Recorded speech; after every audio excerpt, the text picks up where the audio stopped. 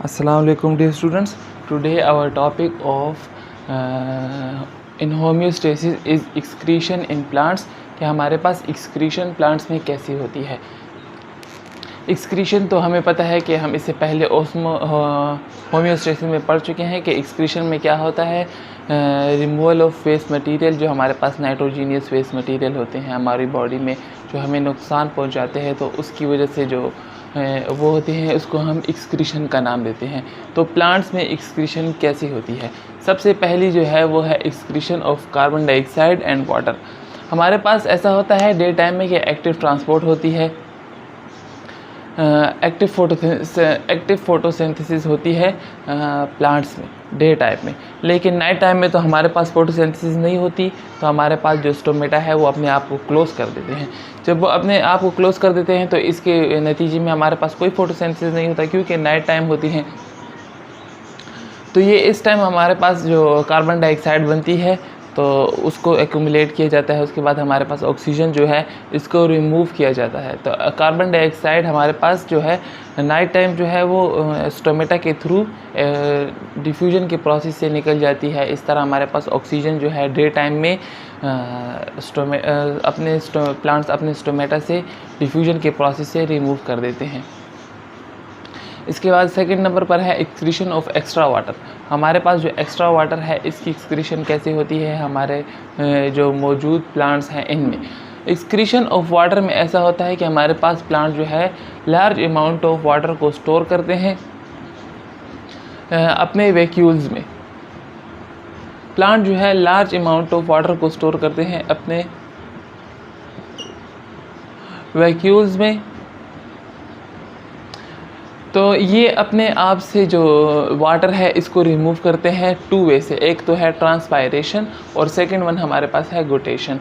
Transpiration में क्या होता है? Transpiration is the loss of water from the plant surface in the form of vapours. Plants जो है अपने आप से जो वाटर की एक्सेस जो है इसको रिमूव करते हैं थ्रू वेपर्स की फॉर्म में। तो ये हमारे पास थ्री टाइप्स के होते हैं, एक होता है स्टोमेटल, एक होता है क्यूटिसेल, एक होता है लेंटिसेल्स। क्यूटिकल्स और लेंटिसेल्स में हमारे पास स्टोमेटल में हमारे पास स्टोमेटा से जो वेपर्स की फॉर्म में निकलता है। इस तरह लेंटिसेल्स में हमारे पास जो तना है, स्टेम है, इसके जो वाटर के वेपर्स रिमूव होते हैं, तो ये हमारे पास ट्रांसपायरेशन कहलाता है। इसके बाद हमारे पास गोटेशन है। तो कुछ प्लांट्स ऐसे होते हैं जिनके हमारे पास रूट्स नहीं होते। ये हमारे पास जो है गोटेशन जो है कुछ प्लांट ऐसे होते हैं जो वाटर को रिमूव करते हैं नाइट के टाइम पर। जब ये वाटर को रिमूव करते हैं नाइट के टाइम पर, जैसे कि हमारे पास ग्रास है, तो इनका कोई स्पेशल ऑर्गन नहीं है कि ये अपने आप से जो है वो रिमूव कर सके। तो हमारे पास second number excretion of extra water में नंबर आता है गोटेशन का। गोटेशन में क्या होता है कि कुछ प्लांट जो होते हैं वो नाइट टाइम पर ट्रांसपायरेशन नहीं कर पाते। तो जैसे हमारे पास ग्रास है, तो ग्रास हमारे पास नाइट टाइम में ट्रांसपायरेशन नहीं कर पाते, तो इनके लिए एक स्पेशल ऑर्गन होता है वो जो यूज़ किया जाता है वाटर की रिमूवल के लिए। तो इनके जो ग्रास है इनके टिप जो होते हैं इनके ऊपर से वाटर की रिमूवल होती है। जब हम सुबह उठते हैं देखते हैं तो ग्रास के ऊपर ड्रॉपलेट जो है पानी के पड़े होते हैं काफ़ी ज़्यादा। तो ये इस फॉर्म में इसको हम गोटेशन का नाम देते हैं कि ग्रास जो है अपने टिप ऑफ द लीव्स में कह सकते हैं इसे कि अपने टिप से जो वाटर के बबल्स होते हैं इन द फॉर्म ऑफ वेपर इसको भी रिलीज़ करते हैं। इसके बाद हमारे पास है excretion of other waste. Excretion of other waste में हमारे पास कुछ प्लांट्स ऐसे होते हैं जिनसे फोर्सफुली कोई भी जो नाइट्रोजीनियस वेस्ट है उनकी बॉडी को प्लांट्स की मैकेनिज़्म को या बॉडी को नुकसान पहुंचाने के लिए फोर्सफुल इनसे कुछ वेस्ट निकाले जाते हैं। जैसे कि हमारे पास जो है रबर प्लांट है, ये एक्सक्रीट करता है लेटेक्स को। ये हमारे पास जो रबर प्लांट है लेटेक्स को रिमूव करता है। कुछ प्लांट ऐसे होते हैं जिनको हम कट करने से हमारे पास वो वाइट मिल्की सा जो लिक्विड है वो निकलता है। तो ये रबर प्लांट होते हैं, इनसे हम फोर्सफुली रिमूव हुआ जाता है। इसके बाद हमारे पास ये रबर प्लांट है, सेकेंड वन हमारे पास जो है एकेसिया। एकेसियस में क्या होता है कि ये अपने आप से गम्स को फोर्सफुली रिमूव करता है। इनके स्टेम के ऊपर जो है ऐसे गम टाइप के जो semi solid liquid, semi solid कह दें, सेमी सॉलिड टाइप के होते हैं, वो अपने आप से रिमूव करते हैं। थर्ड वन जो हमारे पास है कॉनिफेरियस प्लांट। कॉनिफेरियस ये एक्सक्रीट करते हैं रेजिन्स को। हमारे पास जो कॉनिफेरियस प्लांट होते हैं ये एक्सक्रीट करते हैं रेजिन्स को। ये रेजिन्स जो है ये हमारे पास एक वाइट सॉलिड सा चीज़ होती है जो स्टेम के ऊपर काफ़ी टाइटली बाउंड होती है और ये आहिस्ता आहिस्ता अपने स्टेम से रिमूव करते हैं। इसके बाद हमारे पास नंबर आता है होम्योस्टेसिस इन ह्यूमन। जैसे कि हम होम्योस्टेसिस के बारे में पढ़ चुके हैं कि हमारे पास इक्विलिब्रियम स्टेब्लिश हो हमारी बॉडी में, तो इसको हम होम्योस्टेसिस का नाम कहते हैं। लेकिन हमारे प्लांट्स, इससे पहले हम प्लांट्स के होम्योस्टेसिस के बारे में पढ़ चुके हैं, आज हम पढ़ेंगे ह्यूमन के होम्योस्टेसिस के बारे में। तो हमारे पास होम्योस्टेसिस में जैसे बॉडी के टेम्परेचर को रेगुलेट रखना, इस तरह बॉडी के और भी काफ़ी एंजाइम्स की वर्क एक्टिविटी को मेंटेन रखना, यह हमारे पास होम्योस्टेसिस इन ह्यूमन है। Lungs as a homeostasis organ. Lungs तो हमें पता है कि हमारे पास क्या काम करते हैं, इससे पहले हम पढ़ चुके हैं कि हमारे पास लंग्स जो है ये गैसेस का एक्सचेंज करते हैं।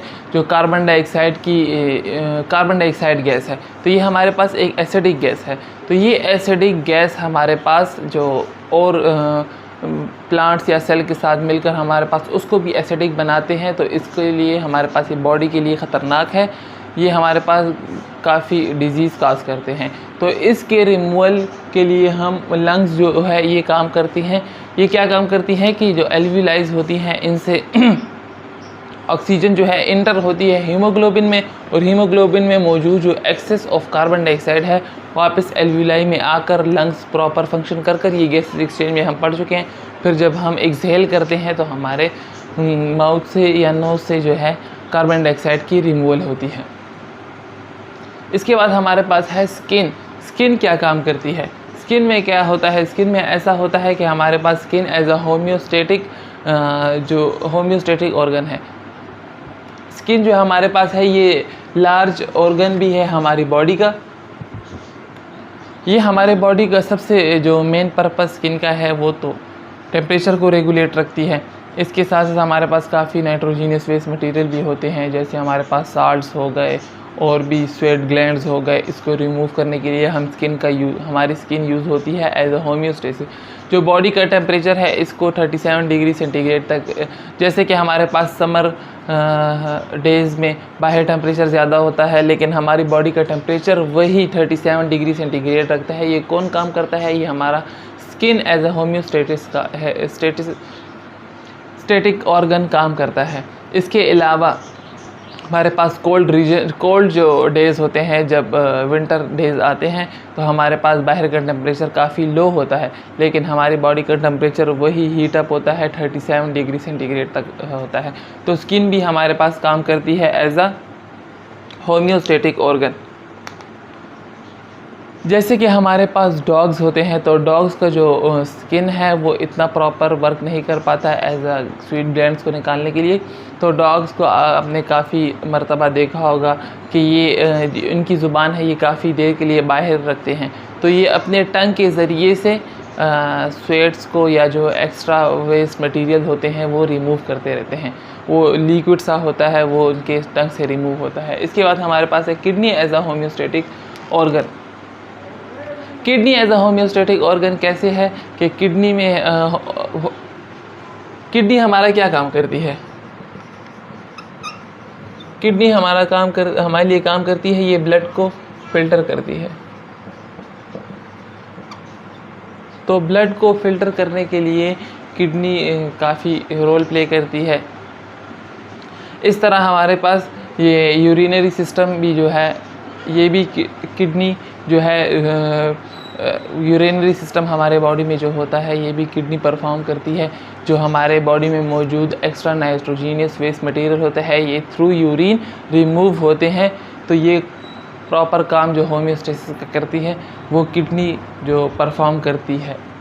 हमारी बॉडी के अंदर एक्स्ट्रा नाइट्रोजीनियस वेस्ट मटेरियल को रिमूव करने के लिए।